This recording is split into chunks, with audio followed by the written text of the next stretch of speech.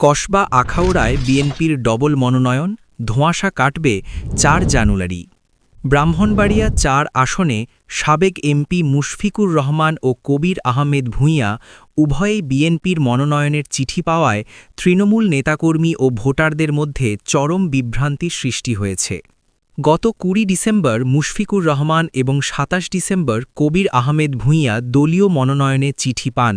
মুশফিকুর রহমানের সমর্থকরা তাকে মূল প্রার্থী দাবি করলেও কবির আহমেদ ভূঁইয়ার অনুসারীরা সামাজিক যোগাযোগ মাধ্যমে তাকেই চূড়ান্ত প্রার্থী হিসেবে প্রচার করছেন।